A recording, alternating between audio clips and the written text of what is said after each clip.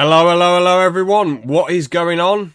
James here, and today I bring to you my UFC 270 predictions. Let's get into this then.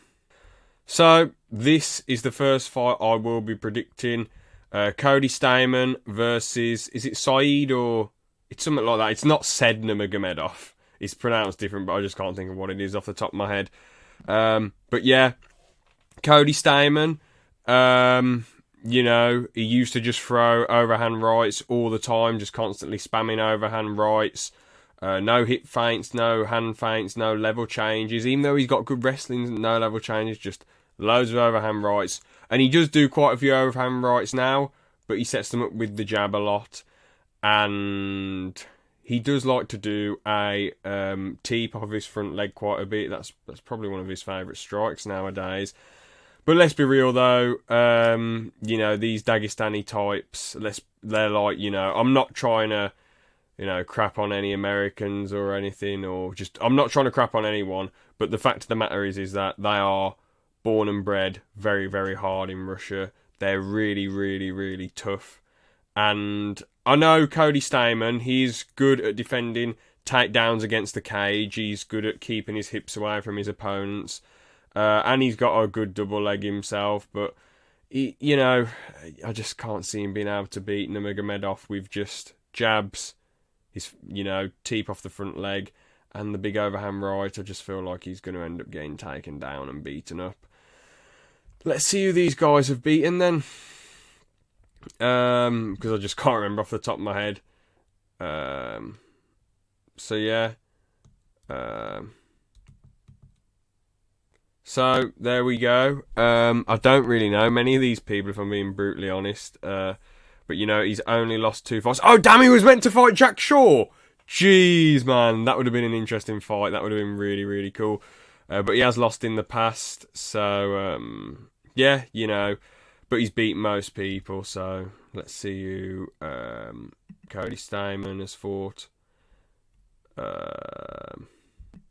Okay, so, lost to Jimmy Rivera. Oh, damn, he was meant to fight a few people here, but lost to Merab Dvalishvili. Yeah, you know, let's see who he's beat. Brian Kelleher, not too bad. Brian Caraway lost to Aljamain Sterling. So it seems like against regular competition he does good, or... Oh, damn, a couple split decisions here too. It seems like he does good against regular competition, but against the creme of the creme, he might come up short. So I think Saeed Nurmagomedov wins, probably via decision. So yeah. So the next fight we have is Greg Hardy versus Sergy Spivak, or Spivak. So yeah, Greg Hardy, I remember he's fought. Alexander Volkov, you know, it was good that he went, fair play to him that he managed to go 3 rounds against Volkov. Got flattened by Tai Tuivasa. Both guys were just going at it, but Tai landed the better shots. And who else did he get beat by in recent times off the top of my head? Does it come up? Oh, Marcin Tybura, yeah, of course, ground and pound, there we go. Damn, a year ago. Oh yeah, he fought Tom Aspinall. Oh yeah, fair play. I remember he got floored. Damn. Alexei Olenek. Don't know. I think I've heard of him. And yeah, obviously Marcin Tybura. So yeah, I mean, Greg Hardy's a stand and bang guy. I don't really know a lot about Sergy, to be honest with you. But I am rooting for him because Greg Hardy's just a bit of a buffoon. You know, the stuff he did years and years ago. I know it was in 2014, but throwing his ex-girlfriend, threatening to kill her, you know, just awful, really. Just absolutely horrible. So I don't usually... I used to go on a lot more about how, I want X fighter to win or whatever. But I don't usually now. But Greg Hardy's just not a particularly nice man, is he? So, rooting for Sergy, but I think Greg gets probably a early second round KO, in my opinion. We go, yeah, Ilia Topuria versus Charles Jourdain. Ilia was meant to be fighting somebody else. It was it Ivleev? Something Ivleev. To be honest, I think that would have been a really, really competitive fight. A lot of people are acting like, oh, it's all cut and done, you know, cut and dry, whatever. Ilia's going to beat him, but like... The dude who he was going to fight, from what I saw, great single leg, good at controlling positions, decent defensive grappling, and good straight punches. While Ilia's very much like, you know, a lot of big hooks and just amazing grappling and decent wrestling. And Charles Jourdain, his defence is just really, really poor, to be honest with you. He seems to just not really be that good at defending himself, just in general, really. Let's see who's won and lost against. Okay, for nearly 4 weeks ago, fair play to the lad. Julian Rosa, don't know. Andre Filia, okay. He lost to that guy. So, yeah, I mean, against the dude like Ilia Topuria, man, he's just going to absolutely obliterate this guy, whether it's in the stand-up, on the ground. Yeah, so I'm going Ilia, probably a first-round submission. First round, rear naked choke. Here we go. Deiveson Figueiredo versus Brandon Moreno. 3. So, yeah, without clicking on the W or L or Ds, the last fight was Deiveson. Fight before that was Deiveson again. Then it was Brandon Royval. Then I think it was Kai Kara-France, wasn't it? Then, oh no, that was Kai. Oh, that was Juicy Formega. Okay. And that was Brandon Royval. I remember that because his like shoulder popped out and I was like, whoa, that's a brutal fight. So, in their first fight, from what I remember, like in the 5th round, Deiveson thought, alright, I've hit Brandon. Well, this is just my speculation. He thought, I've hit Brandon Moreno a load of times now. Let's just let him come forward and counter, because Deiveson Figueiredo, he's like, oh, you know, come forward, just throw wild, or wait for them and throw massive shots. I mean, he was previously the hardest hitter pound for pound, and seemed to have a phenomenal chin. But then once he fought Brandon Moreno, I mean, Brandon dropped him with a jab, but that was most probably because of the weight cut. He was cutting from 152 pounds, and I think he only got up to like 145 pounds. He didn't even fully rehydrate. And to be honest, you know, when you're trying to make that weight, it doesn't age well, does it? You can do it when you're young, but then eventually you need to move up a division. So I think this is a big mistake for Deiveson that he's taken this fight, this 3rd fight. I think it's an absolutely saft decision, to be honest. But I guess he just really, really wants that flyweight title. I'd really rather see him at bantamweight. I feel like he could do a lot of good stuff there. He wouldn't be champ necessarily, but I think he could do really, really good there. I really think he could do good. Brandon's got like phenomenal boxing. He does have great straight punches. He seems to be on the front foot a shit ton. Again, amazing chin, but he does roll with some punches occasionally. His best shots are the big hooks, you know. Left hook to a massive looping right hand, you know. Yeah, he's just got amazing slick boxing. Decent kicks, decent kicking defence as well. As I said before, great chin, great grappling. He does stand up in people's guards sometimes and just tries to fire shots down occasionally. But so does Deiveson. I was surprised how well he did in the grappling department against Deiveson, but I suppose Deiveson was just absolutely gassed and out of it. And the fights Deiveson had before, obviously, Brandon, then... I can't remember off the top of my head now. Alex Perez, Joseph Benavidez. Oh, yeah, Joseph Benavidez twice, yeah. I don't know why in my head I was thinking Ray Borg. I have no idea what I thought, like... But yeah, Joseph Benavidez twice. So overall, I think Brandon gets another win again, and I think he gets it done even quicker this time. First round, I think he'll get it done, and then hopefully Deiveson will move up a division. I really hope so for his sake, man, because this just can't be any good for him at all. So, and here we go, main event time: Ciryl Gane versus Francis Ngannou. So let's get into this then. I'm pretty sure I can remember both these guys. That's 5 fights off the top of my head.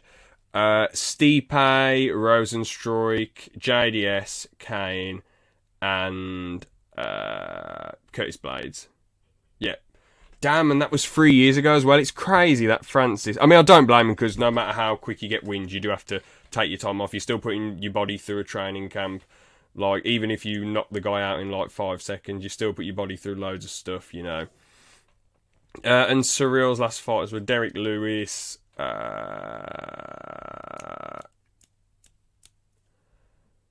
why did I got the Volkov thing up? Yeah, Volkov. Then before that, it was JDS, I believe. Then before that, it was... what's that guy's name? Tanabosa, and then I can't remember who it was. Oh, right, that was Tanabosa. That was JDS. Who was in between that then? Oh, Rosenstruy. Yeah, of course. He was jabbing Rosenstruy, getting the kicks on the outside of his leg in southpaw stance. Yeah, that was pretty smart. And I feel like that's what this fight's going to be like. I know he was really, really putting the pressure on Derek Lewis, and Derek Lewis was fine with the pressure because he wanted to land that big counter hook. Again, against Derek Lewis, all Ciryl really had to worry about was one shot. Just defend one shot, that's it. And it's going to be a looping shot. He rarely ever throws straights. It's crazy in that fight, though, because I think by the end of round 2, a statistic came up that Ciryl had landed a shit ton to the head and legs, and Derek Lewis had only landed like 3 strikes. That's insane.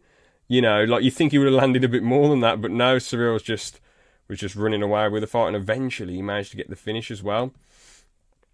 Francis has just looked amazing in his last load of fights, you know. We've seen him defend takedowns from Curtis Blades, defend a Cain Velasquez takedown, defend a Stipe takedown, and he even did offensive wrestling himself in the second Stipe fight. So that's a good sign for him. I feel like a lot of people are writing Francis off, even though, well, I'll get to my prediction in a second. But yeah, with Francis, he throws a lot of punches at this angle, like 8 o'clock, 2 o'clock angle, a lot of punches like this. And he has got great straight punches as well, as much as he doesn't use them that often. You know, I think he did a double jab to like Stipe's chest and a big straight right, and that was the first time in the fight that Stipe was wobbled. On the offense, he does a lot of leg kicks as well, which is smart on his end, because at the end of the day, you're not going to want to get in the pocket with him. I do worry for Francis, though, because if he just goes forward like an idiot... Okay, not like an idiot, sorry. Not like an idiot, but if he just charges forward like he did against Rosenstruy, fair play, that worked against Rosenstruy, but it's not going to work against Ciryl Gane. Ciryl Gane's going to be able to land some knees and just get you in the clinch and land elbows in the tie plum, potentially. Maybe Francis comes out with some of that offensive wrestling, though, you never know. So I think this fight is definitely very interesting, just my opinion. I know a lot of people are thinking Ciryl Gane's going to run away with it. I feel like it's going to be dangerous in the first round for Ciryl. But then, like, rounds 2 to 5 are just going to be him jabbing and outside leg kicking and maybe get a 5th round TKO. But I feel like he'd be smart to just play it safe, to be honest, and just get the cheeky decision on Francis. I know Francis is really fed up with the UFC, but at the end of the day, if he wins this fight, he can show them, like, yeah, this is what I'm worth now. I think he said recently, you know, he's not going to fight for 500k again. He's going to fight for far more than that. And fair play to the guy at the end of the day. So... yeah, Francis has got a really, really good chance. I know Ciryl is really technical, but at the end of the day, Francis, they say a puncher's chance, but he, out of anyone who's got a puncher's chance, he's got the biggest puncher's chance ever by far. I know every heavyweight has, but like, all he needs is to even just scrape a punch on you a bit like he did against Arlovski. It doesn't even need to connect fully. And he'll still land. But yeah, Ciryl Gane has got amazing bouncing footwork in the first 2-3 rounds. He's still got great footwork in the later rounds. Has some great straight punches, but his biggest strength is the kicking game and just his general footwork as well. Maybe Francis catches a leg, drives him down. Maybe Francis catches a leg, lands a big straight or a big hook. Who knows what he'll do? Because you've got to expect the kicks against Ciryl. You've got to, expect a lot of kicks. Cyryl's got great head movement though in the sparring clips. Francis was throwing those 8 o'clock, 2 o'clock angle punch, sort of like hook uppercut type punches, and he was just getting underneath all of them. So yeah, just an absolute utter beast. Very interesting fight, as I say. So I feel like, and this is my prediction as well, Ciryl Gane gets the job done. Unanimous decision. So yeah. Well, anyway, that's the end of the prediction video today, everyone. Thank you all so much for watching, and yep, have a good one. See ya. Laters.